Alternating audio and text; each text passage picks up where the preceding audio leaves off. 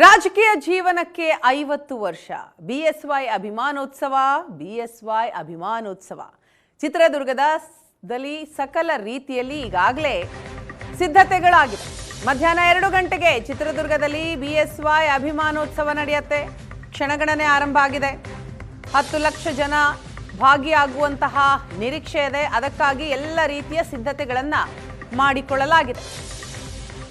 ನಿನ್ನೆ ಬಿಎಸ್ವೈ ಪುರ ಪ್ರವೇಶ ಆಯಿತು.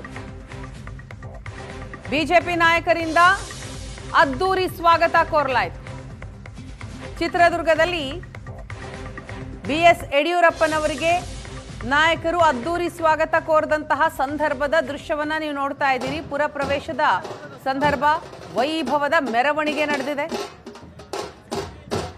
ಮಾಜಿ ಸಿಎಂ ಬಿಎಸ್ ಯಡಿಯೂರಪ್ಪನವರು ರಾಜಕೀಯ ಜೀವನದಲ್ಲಿ 50 ವರ್ಷ ಪೂರೈಸಿದಂತಹ ಈ ಸುಸಂದರ್ಭದಲ್ಲಿ ರಾಜ್ಯಾಧ್ಯಕ್ಷ ವಿಜಯೇಂದ್ರ ಸೇರಿದ ಹಾಗೆ ಬಿಜೆಪಿಯ ಎಲ್ಲ ಘಟಾನುಘಟಿ ನಾಯಕರುಗಳು ಈ ಸಂದರ್ಭದಲ್ಲಿ ಹಾಜರಿದ್ದದ್ದನ್ನ ಸ್ಥಳದಲ್ಲಿಯೇ ನಾವು ನೋಡ್ತಾ ಇದ್ದೀವಿ, ದೃಶ್ಯಾವಳಿಯಲ್ಲಿ ಗಮನಿಸ್ತಾ ಇದ್ದೀವಿ.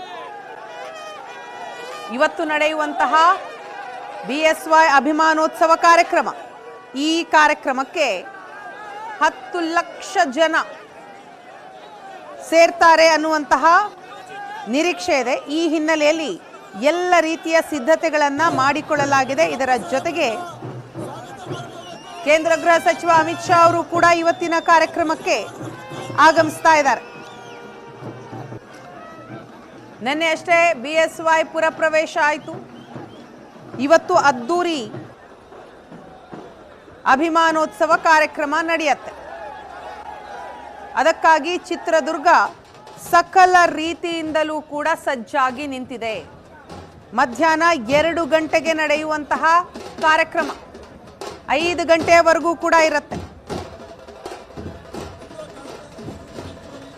ಬಿಎಸ್ ಯಡಿಯೂರಪ್ಪನವರ ಪುತ್ರರಾದಂತಹ ವಿಜಯೇಂದ್ರ ಹಾಗೂ ರಾಘವೇಂದ್ರ ಚಿತ್ರದುರ್ಗದಲ್ಲಿ ನಡೆಯುವಂತಹ ಕಾರ್ಯಕ್ರಮದ ಪ್ರತಿಯೊಂದು ಸಿದ್ಧತಾ ವ್ಯವಸ್ಥೆಯನ್ನ ಪರಿಶೀಲನೆ ಮಾಡಿದ್ದಾರೆ. ಕಳೆದ 15 ದಿನದಿಂದಲೂ ಕೂಡ ಈ ಕ್ಷಣಕ್ಕಾಗಿ ಸಿದ್ಧತೆಗಳು ನಡೆದಿವೆ.